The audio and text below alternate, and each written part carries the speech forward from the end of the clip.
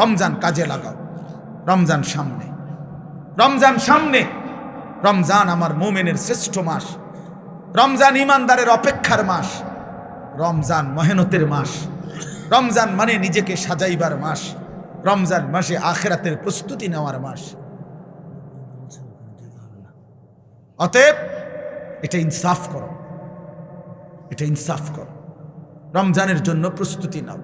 আল্লাহ পাক ওয়াদা দিছে, ওয়াদা দিছে, কামা কুতিবা আলাল্লাযীনা মিন ক্বাবলিকুম লাআল্লাকুম তাত্তাকুন। আল্লাহ বলছেন, বান্দা আমি তোমাকে মুত্তাকি বানিয়ে দেব, এক মাসেই মুত্তাকি। আমি তো এভাবে বলি যে আল্লাহ তাআলা আমাদেরকে ডেকে বলে, ইয়া আইয়ুহাল্লাযীনা আমানু, হে ঈমানদারগণ।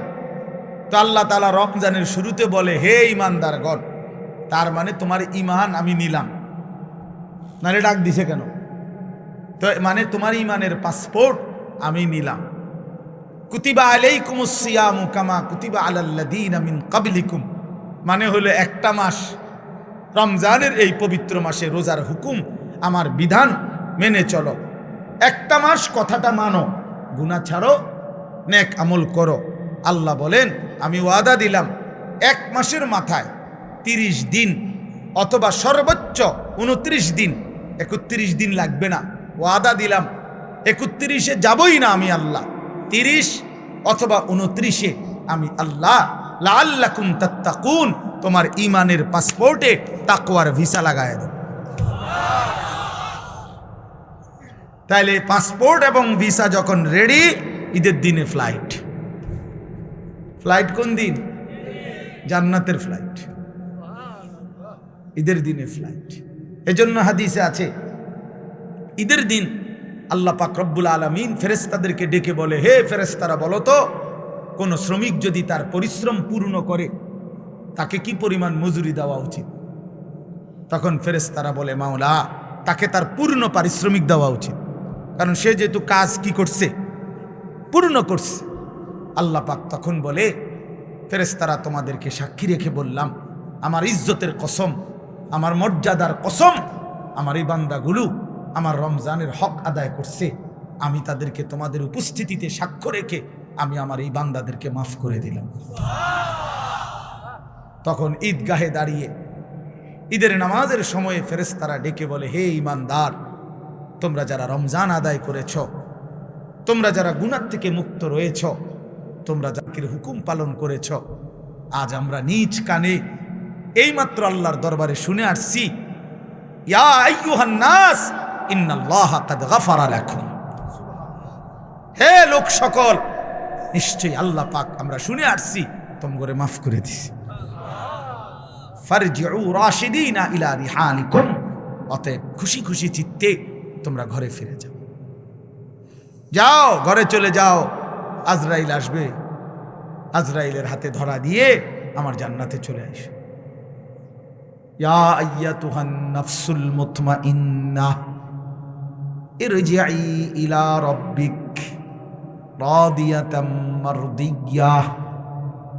এজন্য নেককার যখন জান কবজ করে ফেরেশতা, তো আল্লাহ নবী সাল্লাল্লাহু আলাইহি সাল্লাম বলছেন, কোন গ্লাস থেকে যেভাবে একটু কাট করিলে পানি যেমন আরামসে পড়ে, আল্লাহ নবী বলেন মালাকুল মউত আজরাইল ইমানদার নেককার ব্যক্তির সামনে এসে এভাবে ডাক দেয়, আইয়াতুহান নাফসুত তাইয়্যিবা আইয়াতুহাল নাফসুল মুতমাইন্না, হে পবিত্র আত্মা, নিরাপদ আত্মা, তোমার আল্লাহর সন্তুষ্টি আর মাগফিরাতের দিকে বেরিয়ে আসো। এটা বললেই ব্যক্তির ইমানদারের রুহটা, এই গ্লাস কাট করলে যেরকম পানি আপোষে পড়ে, ইমানদারের রুহ মালাকুল মউত আজরাইলের হাতে এইভাবে আপোষে চলে আসে। আল্লাহর কসম, এটা হাদিস। শেষ মাহে রমজানকে কদর করি, বলেন ইনশাআল্লাহ। বয়স্ক বাবাদেরকে বলি, নিজেদের বিবিদেরকে ফিরান, মেয়েদেরকে ফিরান। রমজান মাস ক্ষুধার দোহাই, বাজারে ছাইরেন না, মার্কেটে ছাইরেন না। রমজান রহমতের, মাগফিরাতের, নাজাতের এত বড় বরকতময় মাস আল্লাহ ইবাদত দিয়ে সাজাইছেন। আল্লাহ বলছে, বান্দা, আমার 11 মাসের ইবাদতের সাথে আমি রমজান আরো ইবাদত দিয়ে সাজাইছি। অভিজ্ঞ ব্যবসায়ী সে তার সিজনে অতিরিক্ত মাল উঠায়। কাপড় ব্যবসায়ী এখন আরো 43 লাখ টাকার মাল উঠাইছে, কারণ তার এখন বেচা কিনার মৌসুম, ঠিক কিনা বলেন? তো আল্লাহ পাক বলে রমজান আমার গুনাহ মাফ করে দেওয়ার মৌসুম, রমজান আমার বান্দাকে জান্নাত দেওয়ার মৌসুম। এই জন্য আমি আল্লাহ আরো ইবাদত উঠাইলাম। গত 11 মাসের ইবাদতের সাথে নতুন করে আরো যোগ দিলাম 1 মাসের রোজা, নতুন করে আরো যোগ দিলাম প্রতিদিনকার 20 রাকাত তারাবি, নতুন করে আরো যোগ দিলাম ইফতার। এতদিন আসিল এটা হুদা বুট মুড়ি, এখন এটা ইফতার, এটা নেকি, এটা ইবাদত। নতুন করে যোগ দিলাম সাহারি, নতুন করে যোগ দিলাম শেষ দশকের এতেকাফ, নতুন করে যোগ দিলাম শেষ দশকের বেজর রাত্রে শবে কদর, ঠিক না? নতুন করে ঘোষণা দিলাম 11 মাসের হিসাব যেমন ছিল ছিল। আল্লাহ বলে বান্দা শোনো, নতুন হিসাব শোনো, একটা নফল একটা ফরজের সমান, একটা ফরজ 70টা ফরজের সমান। নতুন হিসাব শোনো, প্রথম দশক রহমত, মাঝখানের দশক মাগফিরাত, শেষ দশক নাজাত। নতুন হিসাব শোনো, একজন রোজাদারকে যদি ইফতার করাও তো ওই রোজাদারের সমপরিমাণ পুরা নেকি পাইতে থাকবে। এত কিছু দিয়েও যদি কারো মন গলাইতে না পারে, তার উপরে আল্লাহর লানত, ফেরেশতার লানত, নবী পাক সাল্লাল্লাহু আলাইহি সাল্লামের লানত। বলে মানে হ্যাঁ, এটাই তো নবীজি বলছেন।